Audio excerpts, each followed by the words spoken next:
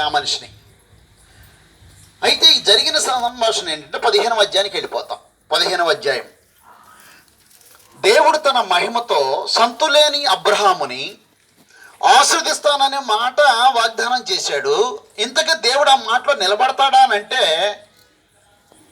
తన మహిమ నిలబడేటట్టు చేస్తుంది ప్రత్యేకంగా. 15వ అధ్యాయం 1వ వచనంలో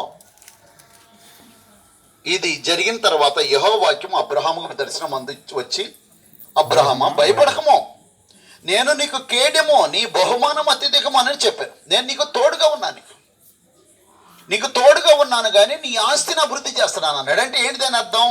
1000 మంది ఇంట్లో భోజనం చేసేవాళ్ళు ఉంటే నిన్ను అత్యధికంగా ఆశీర్వదిస్తున్నానంటే 2000 మందిని నీకు ఇస్తున్నాను అన్నాడు. అర్థమవుతుందా? 2000 మంది ఆయనకున్న సంతోషం ఉంటుందా? ఎందుకు ఉండదు? సంతానం లేదు. అప్పుడు దేవుని దగ్గర వాదిస్తున్నాడు అనమాట. ఏమన్నాడు తెలుసా? 2వ వచనంలో, అందుకు అబ్రాము ప్రభుని యెహోవా నాకేమి ఇచ్చినానేమి, నేను సంతానం లేని వాడైపోతున్నానే. అది సంగతి. ఏమన్నాడు తెలుసా? ప్రత్యేక నువ్వు ఎంత నాకు ఇచ్చినా ఏంటి, వెండి బంగారాలు ఇచ్చినా, పనులను 2000 మంది చేసినా, లేకపోతే ఎంత ఆస్తిని కొమ్మరించినా, ప్రత్యేకంగా నేనైతే ఏం లేనమాట, సంతానం లేను. నువ్వేమో చేసే వాగ్దానం ఏమని చేశాను? నిన్ను గొప్ప జనం చేస్తానని వాగ్దానం చేశాడు. కానీ ఇప్పుడేమంటున్నాడు? గొప్పగా నిన్ను ఆస్వాదిస్తాను, నీ సంపదను అభివృద్ధి చేస్తానని చెప్పేసి. ఏనేమంటాడని, నాకు సంపద అభివృద్ధి కావటం కాదు కావాల్సింది. ఏం కావాలా? సంతానం కావాలి. సంతానం సంపద. ఒకనొక రోజున దేవదూతలు వాళ్ళ ఇంటికి వెళ్ళారు.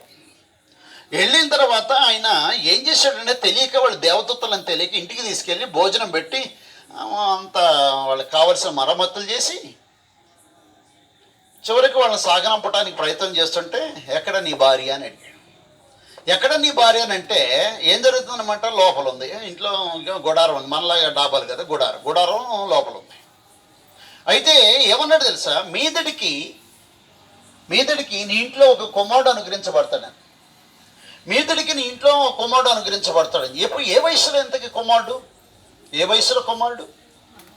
గ్రంథం నుంచి ఆలోచన చేస్తాం. ప్రియమైన దేవుని పిల్లలారా, దేవుడు మహిమ కలిగిన వాడంటే నేను ఎందుకు చెబుతున్నానంటే ఈ సంగతులు 17వ అధ్యాయం చూడండి ఒకసారి. ఆదికాండం 17వ అధ్యాయం 16వ వచనంలో, నేను ఆమెను ఆస్వాదించి ఆమె వలన నీకు కుమారుని కలుగు చేసేదను. అంటే తన భార్య గురించి మాట్లాడుతున్నాడు. నేను ఆమెను ఆస్వాదించేదను, ఆమె జనములకు తల్లి అయ్యుండును.